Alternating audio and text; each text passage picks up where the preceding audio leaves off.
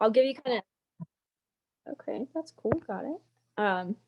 Well, I don't use Zoom very often, so bear with me here. But yeah, so I'll just kind of give you guys my background, and then if you want me to add anything else, feel free to chime in. No big deal. So as you know, I'm a Florida Tech alumni, graduated in 2019.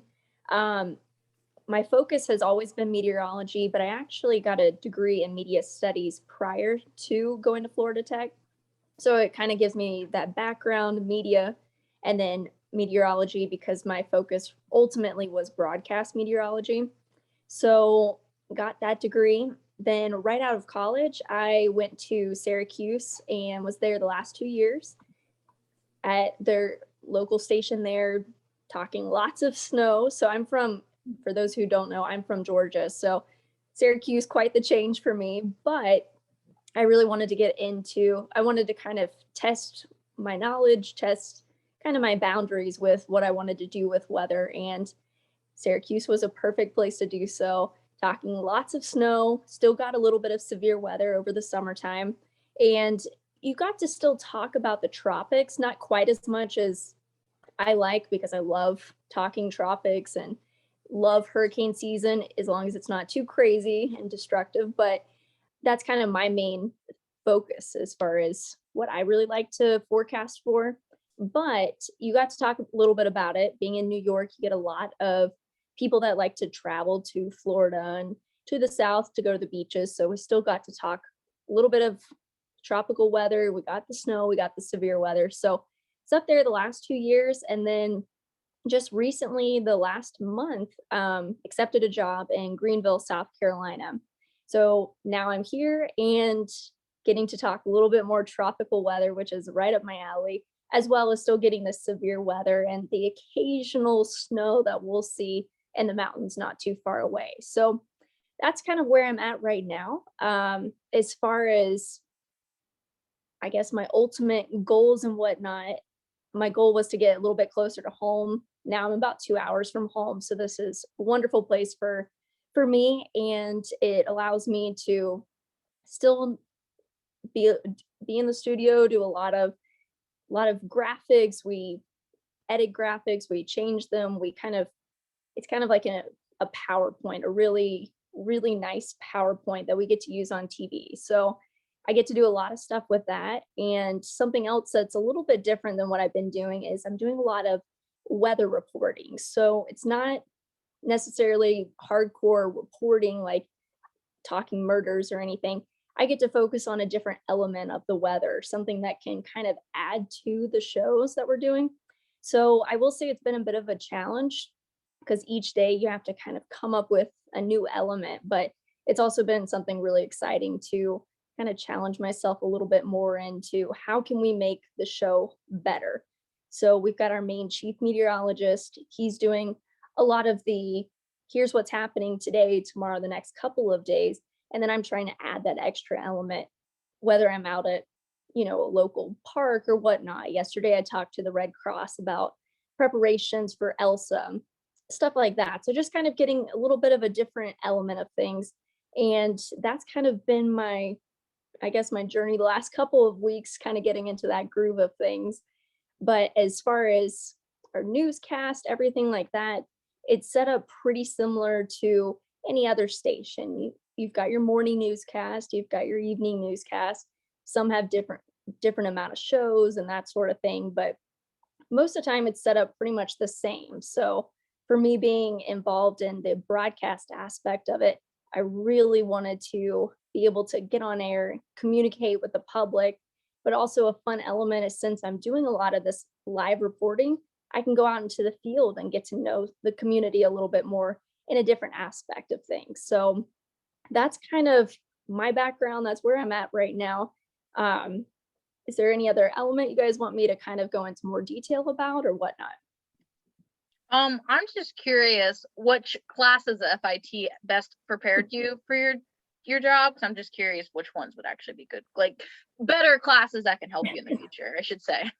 No, that's a really good question because my grandma and I were actually just talking about that this morning because there was a few classes that I really struggled with at Florida Tech.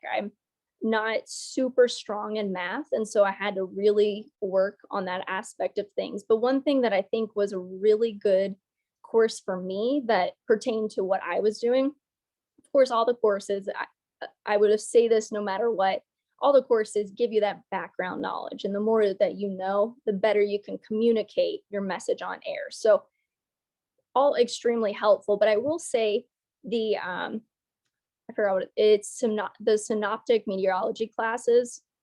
Those were really beneficial for what I was doing because it was just a little bit, it wasn't quite as math oriented, at least from my aspect. So it helped me to better communicate whatever message that I'm trying to pertain at a deeper level, but not get so hung up in the math. That's just me, a personal thing, because that was my struggle. But I will say, like, all the synoptic meteorology courses, anything that we got to do as far as applying forecasting and being able to apply some of those forecasting tools to what we're looking at. Like, now I'm forgetting like all the class names, so bear with me if I'm just describing them and you guys can kind of fill them out. But like even the weather briefing classes, those were really good that Dr. L did because he'd look at exactly what's going on right now and he would explain it and show you different parts of the nation and really kind of go into greater detail. So really that applied side of things was something that was really helpful for me.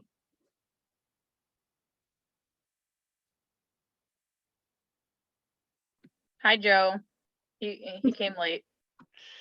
Hey, Cassie. Sorry about that. I got wrapped up in work. I totally forgot it was 7 o'clock. Oh, Kelly had a question in the chat. Yeah, I said, did you experience any lake effect snow in Syracuse? Because I was just wondering, because I'm there right, or I'm Forgot. close to there right now. That is so where are you exactly? I'm in Geneva, but off Seneca Lake, if you know where that is. We took a Yes, I trip know to exactly Syracuse. where that is. That's a really pretty area, by the way. Yes. Yes, lake effect snow. That was one of the main reasons I wanted to go there. They had said like, yeah, you're gonna get lake effect snow, and I was okay, I didn't know how much, that kind of thing. Yes, I will say the last 2 years that I was there, it wasn't crazy winters, so we were actually well below average snow wise. Their typical snow that they get, it's about 120 inches in Syracuse a year, which way more than I've ever experienced in my entire life. But I will say we've been well below average the last 2 years, but we did get some pretty good lake effect snow bands. In fact, one night I remember we got, over the course of this particular band, we got about a foot of snow. So it was really cool to see how just these bands shift one way or the other 10 miles, and one area will get completely covered and the other side might even be completely sunny. So that was something, a really good forecasting thing to note with lake effect snow is really paying attention to the water temperatures, to just that being a key factor, and then kind of looking at all the different upper level features that would guide lake effect snow, and of course wind being the primary driving factor with that. So yes, lots of lake effect. Cool, yeah.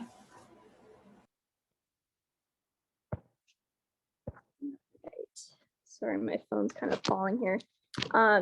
Another thing that I will add, I don't know what all of y'all's focus is or whatnot, but something that I find really interesting, that what I'm trying to do with some of this more live reporting is I find climate data very interesting, going back, like where are we compared to where we are from years past and whatnot. And some of the tools that I use a lot, of course, the National Weather Service, huge, but something that I found really beneficial, and you could do this wherever you are, is communicating with your local National Weather Service office. They are extremely helpful. And when you kind of can build that bond with them, they'll send you information. Like if you have a random question, like my most recent question was, on average, how many 90-degree days do we get in this area? So they were sending me all this data and whatnot that wasn't necessarily on their website. Like they had a lot of information, but not necessarily exactly the portion I was looking for. and being able to have that back and forth communication with them, so helpful, because that'll help you when severe weather comes, you need to get information from them. So that was a huge thing for me. Yeah, I think that's definitely something we can do going forward. I know Dr. L has somewhat of a relationship with them. I know COVID, they weren't having visitors and stuff, so it's been kind of hard. But that's definitely something we need to incorporate for Panther Weather Service. Cassie. And even, I mean, honestly, even if you're able just to like pick up the phone and like I've called them before and I was like, hey, what was the high temperature, like the official high temperature today? They're like, oh, it's this, you know, like they are super helpful, and just building that connection with them is really beneficial. And of course, just using the National Weather Service chat is extremely helpful. I don't know if you guys, I don't know how it works. I just remember I set up a login with them and said I was part of media, and it was fine. But if you can get access to that, that is a wonderful resource. I might try messaging the NWS about that, because I have, I mean, this does sound weird. I follow a lot of them on Instagram, so I could just message them on Instagram. See, that sounded really weird, but like a lot of them follow me on Instagram. Well, I will say like that's a really good tool, because they'll get reports. They'll have reports of hail size, wind reports, rain reports, and they'll post them on that immediately, like right when it happens. Or if there's like radar indicated rotation or something, they'll write it in there and you can ask questions, and it's extremely helpful. So if you don't have access, reach out to them. Or I think if you just put like, I'm a meteorologist or something along those lines, they generally will give you access to it. So my little tidbit. Yeah, that's good to know, because no one's actually, you're the first one to actually mention that in the workshops. No one actually has mentioned that yet. Oh, okay. Well, then there you go. So that's helpful, because I didn't know we would be able to get access. Like, I think one person said they use it, but I didn't know we were allowed to get access to it, which is very helpful. I think it definitely does depend what your area is, but I know I got access when I was an intern. I was interning at West News in Orlando, but I was an intern and I was able to. So might be one of those things to check into. I think they just don't want anyone that's like, you know, not really a meteorologist and gonna make the chat, you know, not worthwhile, I guess. That's Where's very, yeah, I will look into that. I'll look into that for us. That'll be interesting to have.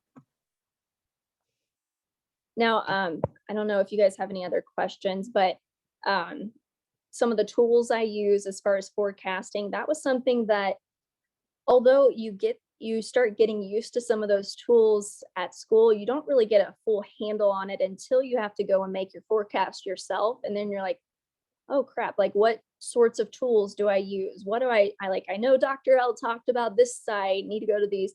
And so whether in your class now, pay attention to some of those sites that some of your professors are using, because I'm telling you, they will make a huge difference when all of a sudden you have to make a forecast.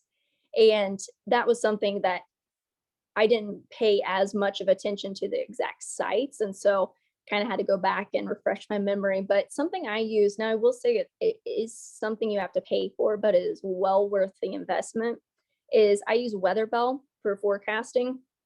So many different tools on it, really helpful. I see a lot of people shaking their heads. They know. Yeah, Yeah, a lot of everyone people have mentioned mentioned WeatherBell. Yeah. I'm telling you, like, I know there's a lot of free resources you can use, tropical tidbits. I mean, all those are really great and they're wonderful, but WeatherBell just has so many different layers that you can use to forecast, and I find it very useful. So that's a huge one I use.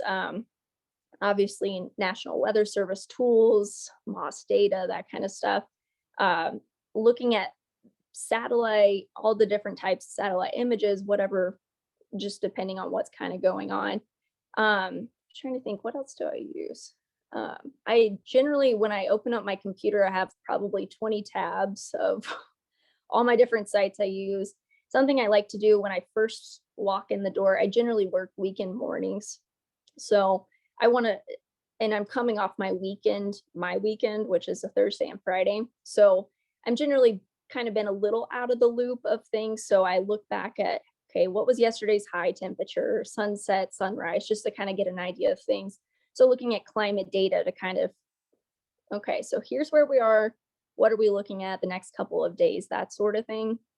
And just looking at, hourly data, are we looking at high dew points, cloud cover, all that sort of stuff that kind of plays into ultimate forecast. But I will say it's interesting. I've had to kind of change how I forecast a little bit based on the area that you live in. And of course, if you're in the mountains, that's going to change your forecasting a lot compared to different areas, which is something I learned in Syracuse, being right off the lake effect. And there are quite a few areas that you do have quite a bit of elevation, plateaus, mountains, you've got it all up there. And even here in Greenville, you wouldn't necessarily think of it, but you're not too far from the mountains either.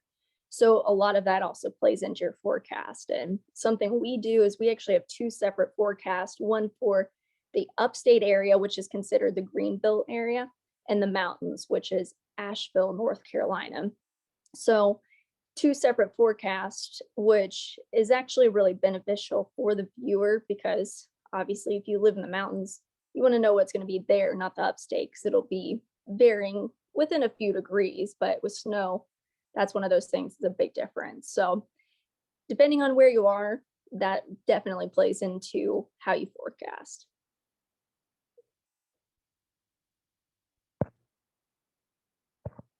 Trying to think what else.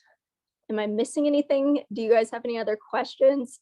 I'm kind of an open book as far as how I got into this, different things. I know if you're not necessarily into the media side, there are so many different layers of forecasting that, everyone kind of finds what works for them, and that'll help you guys. That's sort of my question that I haven't figured out how to word yet is, how did you, I know you said you had a media degree before going to get the meteorology knowledge at FIT, but that's sort of where I'm not really sure how to transition from school to maybe a broadcast situation. Like, I don't know. I don't really know, like you said weather briefing was useful, stuff like that. Yeah, so my biggest advice, like if you do want to go to more of the broadcasting side of it, is really reach out to some of the local news stations for internships, because I didn't have any practice with the green screen or that side of things in college. So the only way I was really going to get that sort of practice was through an internship. And they're extremely helpful. They'll give you as long as you want in front of the green screen. They'll critique you if you want it. Extremely helpful. So I would reach out to them, or see if you can just come in for a shadow tour or something along those lines, watch them for a day, see if that's something you're interested in, because it's not everyone wants to do that side of things, but that was something that was really interesting to me, broadcasting and really talking to the public, even though you're not necessarily face to face with them, but getting to know the community and be able to relay whatever needs to be relayed, keeping them safe weather-wise. So if that's something of interest, reach out to local news stations.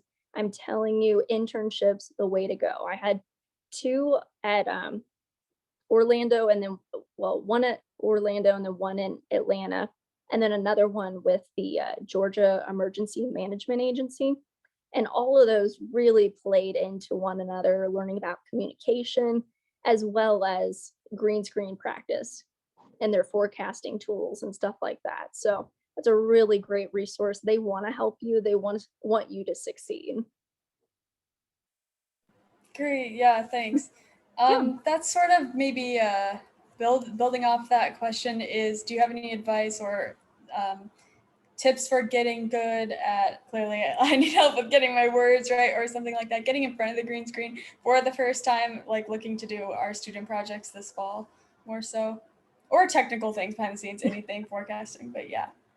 Yeah, so I'll start with the getting comfortable speaking, because trust me, I go through phases where I'm on air and I'm like, wait, where was I going with this? I need to kind of consolidate it a little bit more.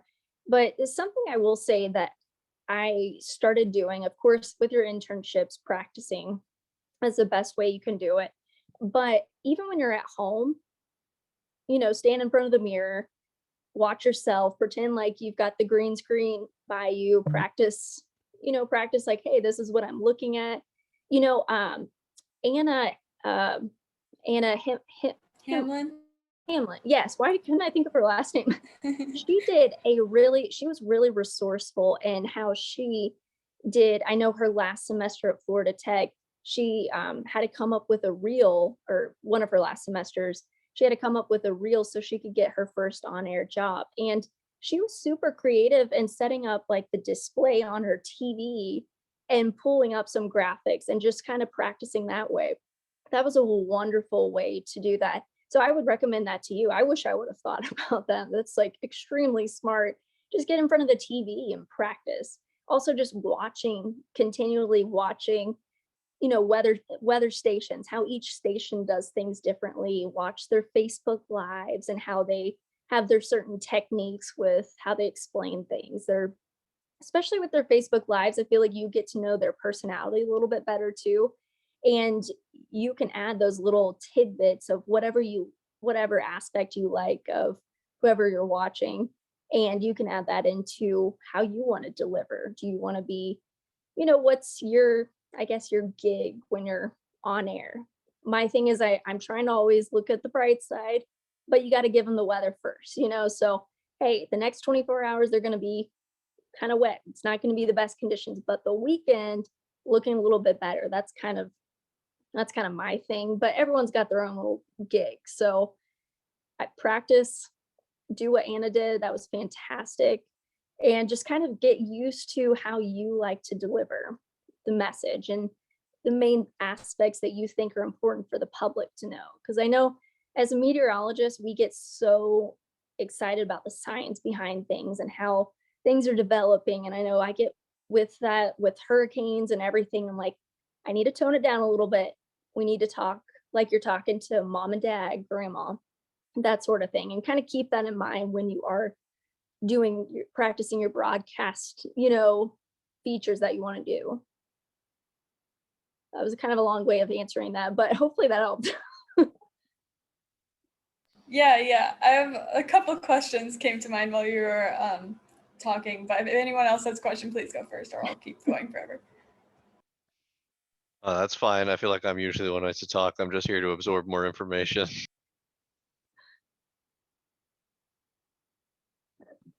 There she goes. I was like, wait, I thought she was gonna ask more. Oh, there she's back. Okay. I was like, wait, where's Kelly? She's gonna ask more questions.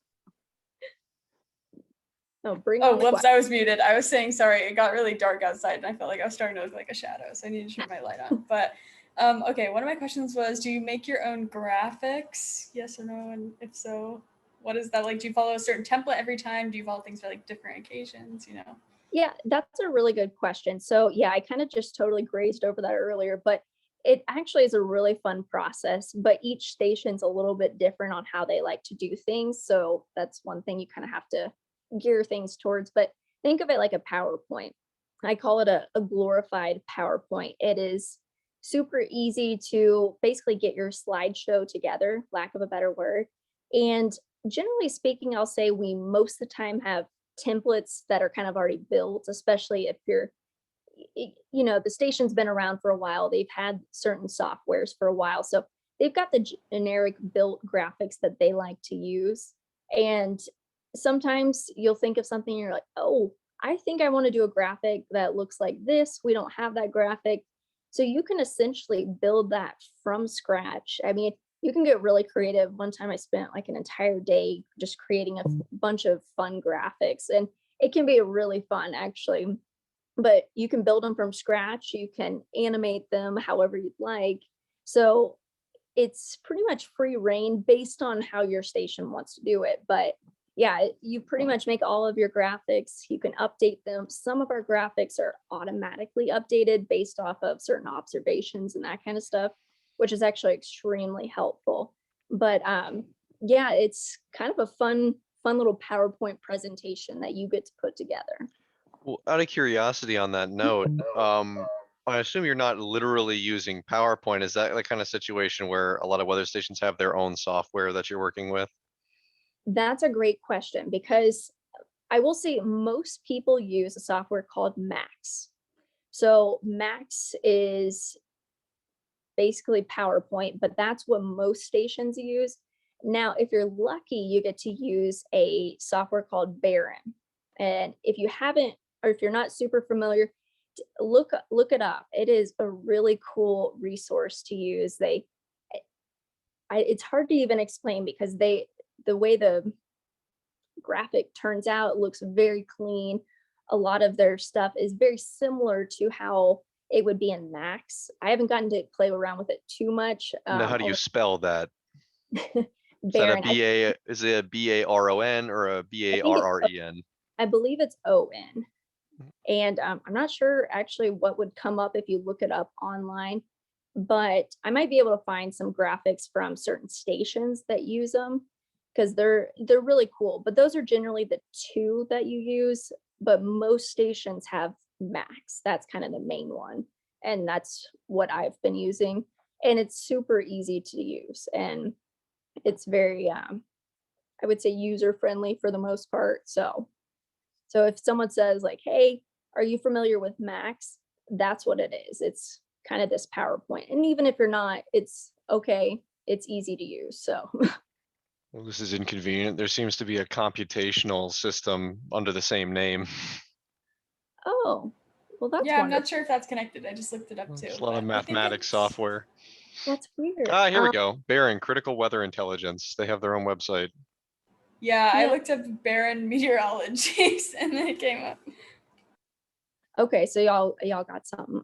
Sometimes they, with like even looking up Max, it's listed under the weather company or something like that. So sometimes it Yeah, is that's a what I little, looked up first. yeah. So they've got sometimes a different, I guess, major Now, group is that name. is that the WSI Max or is there a bunch of Yes. different versions? Nope, that's it. Yep. So those are kind of the main ones, and you might be able to look at some of their previews of their graphics and stuff, or even if you look at most stations use Max. So those are the graphics you're looking at. Yeah, we're probably gonna end up using PowerPoint for this because Max and Baron cost a lot of money. Yes. We don't have that They- budget. Honestly, We have a budget of a PowerPoint is just as effective for what you guys would be doing, practicing, whatnot. Yeah, we would had work. someone make all the graphics for us in a PowerPoint. She's not here because she's the one in Galapagos, but she made a PowerPoint as all like graphic templates and stuff. Oh, wow. We just didn't really have anything for like radar, but because we're gonna be recording it the night before, one of the other mets said you really don't need that because it should be the next day because you're just forecasting for the next day. Type Oh, thing. that works. Yeah, no, that's actually, wow. Yeah, that's really creative though. Yeah, I would say PowerPoint just as efficient. Yeah, it's actually, I'm assuming that's probably what Anna used as well. I'm not entirely sure, but yeah, PowerPoint would be great to kind of get going. But if anyone ever asked you what Max is, at least you guys now know. I could share it now because I pulled up Karsh's what she did. Oh, did it share? That's It what looks she like Says it started, but it's not showing anything. It's just showing me that you are sharing your screen. the heck? Yeah. Oh, There it we go. goes. Now it's Now you visible. can see it. This is what Karsh made type thing, a little template. oh, that's good. These are what she made. She made one for today, tonight, next day, have one for special events. We have one for beach forecasts, one for the almanac. Someone said we should add the almanac. And then someone else said we should have little headlines where you like show at the beginning the headlines. Oh, And then we have- yes, that's wonderful. Then we have weekend forecast. I think just Google, just the preview made it look weird, but it doesn't look like that. Then our 5-day, upcoming hourly, upcoming for every 3 hours. We have a severe weather forecast. We have one for sports. Then we have one that's specific to like Florida Tech because someone told us that's what we should do. Have like a Florida Tech forecast because it's to be like sociable with the people and try to make connections. Right. Yeah, be local. And then these are we have little graphics we can put on there. She designed all of the little graphics. Yeah, Oh. that's something I Really believe good. it was Kelly Reardon who was telling us like to really make Yeah. like more fun things that people can relate to as far instead of, the more intense numbers and everything.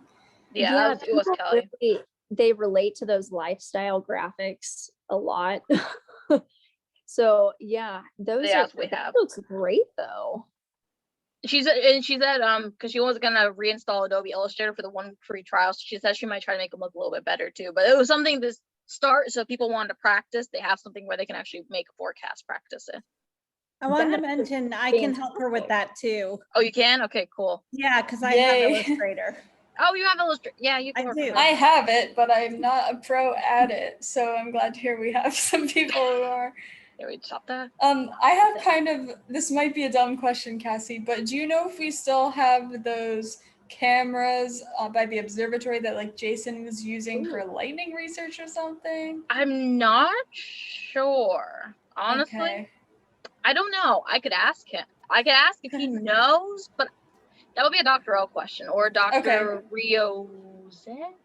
I don't know how to say his name. All right. The R-I-O. I'll start with Dr. L, but yeah, because I was just thinking something like I really want to get going once they're going, if they're still there, is use maybe that in For a place live of, cam? radar or something. Yes, that, and then our weather stations. Fingers crossed, IT is working on it as we speak, but.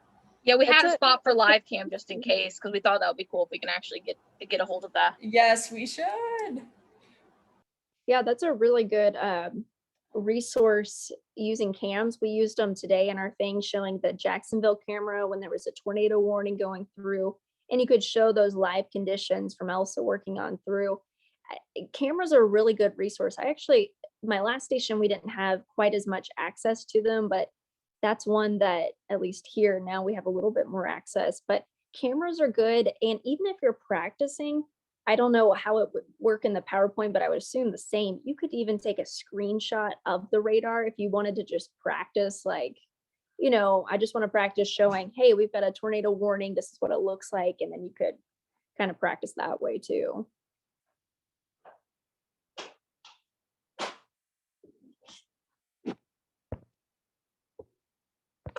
For radar, are we planning on just using from the NWS? I don't know if we had a plan yet. If we need it, but I'm still Ray, debating. I know on you that. said for the next day, but maybe, I don't know. Do you have any suggestions for any radars that we can use on air that have like future radar? Because I know NWS has like current radar. And it's like public domain where And it's public others- domain. Yeah. We had that conversation with one of somebody else's workshop. I That can't public remember who domain. it was. I think it was Andrew. I think it was Andrew. Yeah. Yeah, that would be, see, most of the time, like for our future, we call them like future cast or whatnot, but our future radars, they are automatically into our software that we use. However, I mean, like if you use Weather Bell or Weather Bell, Tropical Tidbits, one of the two, you can make GIFs, whatever it is, of the like the next 24 hours of the radar, like a kind of a moving clip, or you can take a snapshot of kind of I'm trying to think the best. I really don't know the best way to do that. If I were to do it, I would just take like a screenshot of the Euro at whatever time that you wanted. But again, I'm not really sure how that works with the public domain, that kind of stuff. I have no idea. The other option is we tried using WSV when we practiced in the studio. We got a free trial of that. They had Oh. radar on there. I think it's only like 100, 200 a year, but Peterson is worried that that's for like personal use. He doesn't know if this would be a separate one for like broadcast student use type thing. But it had radar on it. Just the one thing that's really horrible about it is the current temperatures are so small that like an ant has to read them. I was trying to read them on air. Even with my glasses on, I couldn't read it. And the screen is like a huge TV screen that we look at. I couldn't read it. That's why we had the maps with like the boxes. I'm like, worst case, we need to use current temperatures. We take the WSV and translate it into the map. Because I'm like, there's no possible way anybody can read this. It's so small. That's actually, that's a tough one. I'd have to take a better look at that, because I really don't know like the best way to do that besides like taking a screenshot. But again, with the temperatures, I ran into that issue the other day because I was trying to get like a nationwide temperature map, and like ours has it, but it was an outdated one. It's a long story, but finding like nationwide temperatures that you could, it was oddly hard to find, which you can look at observations and stuff, but I just wanted the temperatures not to confuse like the public and that kind of stuff, because when they see METARs and stuff, it can get a little confusing. But yeah, I'd have to look into that a little bit more. I'm not sure. That was the only cheap one that was out there where we could get that covered. I think Mhm. that's what Peterson was saying, that if it's like under like 500, we probably can get it to figure out between either FITV's budget or our budget, or slice it in half, and like each entity contributes to it. But we don't know. It really depends on severe weather. That was a really long answer to Kelly's question again. We keep doing that. Sorry, Hey, Kelly. it's thorough. That was way too long of an answer for your question, but hopefully Fine. we might not need it. I don't know. We haven't crossed that bridge yet. We will need Yeah, to. most of these things we're just gonna have to figure it out when we get there. A lot of it's like impromptu YOLO. The only thing we could prepare you is with meteorology information and make you learn things. That's really all we can do. The rest of it's just good luck, have fun, throw you in. Yeah, I'd say like for forecasting experience, I'm speaking on my own behalf here, so I don't know where everyone else is at, but I've only done the forecasting contest that I think some of us have do. I think that you do it your sophomore year typically. I'm not sure. But so my main thing is going from what I learn in classes to how to make that into a presentable way to our student body, and to like actually be able to do that like in an efficient, coherent way. So that's the baseline for all my questions. Then everything Well, else I is would just say- cool things we have to figure out later. I would say doing that competition. I actually never did it, and I don't know why I didn't do it, because I really should have. It would have been great practice. But that would be a great tool, because if I'm not mistaken, they use different cities each time and that kind of stuff, which would help you practice for whichever area you plan on being in and whatnot. Yeah, they pick like Yeah, one or definitely. two regions. There's like how they vote is like they pick 2 cities from each region, and they switch regions all around. Everything from Alaska to Florida, all over. Forecasting Alaska is hard. It's very hard. I hated forecasting for Alaska. It's hard. Just Yeah, there are so little resources. yeah, because like everything else, like continental, it's easy to find resources, and then there's Alaska, and it's like, well, hi I Alaska. had to change up my whole strategy. Yeah, I you have to change find a everything. Florida Tech all the time strategy. Yeah, if you end up in Alaska, good luck. Joe, I'm looking at you. I don't know if you're gonna end up in Alaska. I just want to call you out. Anyways, besides the point. Kelly, you probably I have another hate cold question. weather. Kelly, do you have I more actually don't. I was gonna say I think we answered everything I could come up with on the fly, but they were great answers. I definitely learned a lot. Well, good. I'm glad I'm kind of all scatterbrained right now with everything. But if you guys do have any other further questions, I'd be happy to help. Sometimes I might have missed something, so I'd be happy to help and give you guys resources however you need. And also, I don't know what age everyone is, but I know that some might be starting to look for jobs. And I not too long ago saw that the National Weather Service was hiring in a lot of different places. So I would just, again, keep that communication with them, because that really helps. And trust me, the National Weather Service would be so cool. So, but if you guys need any help with anything or need contacts, resources, I can help as much as I can. Yes, thank you so much. It's been great to hear from like one of our own alumni who went off into it. If you have any like preferred contacts, I know Cassie probably knows the answers to this. You could drop it in the chat if you feel comfortable or anything like that. That's my last thing. Thank you. Joe, do you have anything? You usually are talky. Oh, They got Fabian covered for me joined. this time. I got nothing to add today. I'm just soaking in information here. All right, that means next time Cheryl's gonna have a million questions, right? We'll all take turns. I will Sure. try. I will try. Oh gosh. I mean, there's only one more workshop left, so who is gonna be the one that has all the questions? I'm excited to get some hands-on practice after that. I'm as excited for the Yeah. workshops to end as I was for them to start, because it means more stuff. Next week, Tumbiola will be doing a workshop at some point. I'm still trying to get a date from him because Okay, that was my question. he's a busy man. His second job is starting to boost. We have a mutual exhaustion from 2 jobs at the same time. in different ways because his is virgin orbits in 2 classes, and then mine's the other stuff. So He's I'm doing gonna give summer it to- classes? he's teaching 2 summer classes. I'm not. Wow. Meteorology and what? No, he's teaching oceanography and AvMet 1. Oh, Advent one. Okay. Yeah. Wow. Well, y'all have the best teachers. I miss all of them. So if you see them, tell them hello for me. Definitely will. Yes, Anyone we have any will. last minute questions? Because otherwise we'll just make this one a shorter one. Yeah, about 45 minutes. Let's be a night. This is a short and sweet. Sydney was very short and sweet and very helpful. Concise. Good Yeah, point. exactly. Wow. Usually the extra 30 minutes tends to be from people rambling, but We were Yeah. actually concise, but there's also less people today, so that's true. there was way less people. But I mean, they can watch the recording later. Cheryl, do you have any questions? I don't. I think all of them were already answered. Kelly asked some really good ones, so.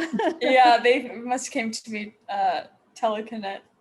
What's the word? Telekinesis? Telepathically. Oh, telepathically. Yeah. That's the one. Telekinesis is like with the spoon and you move it. Yes. Oh, no. Janelle, do you have any questions? We can't see your face. She's at work, so. I know she's at work, but see if she has any. Fabian, you just gotta watch the first part of this later. Let's make sure. Yeah, Janelle Fabian, I has probably likely already asked it and it's been answered, so good luck. it. You had great questions, so they were good. They were good. Thank you so And much, Ella, Sydney. so that it's nice to get new information as well, because it seems like each workshop, there's a lot of times we cover the same questions, but y'all have slightly different answers for some of them too, so it never hurts. Well, I hope mine And weren't new too like off the resources. wall answers. No. They were great. All right, Janelle's good. Yes, thank you. Yeah, You're thank you. awesome. Thank you so much. All right, I'm Yeah, gonna end no it then. Thanks, problem. Sydney, for coming. Appreciate it a lot. Thank you very Bye. much. Thank you. Bye, everyone. Bye-bye.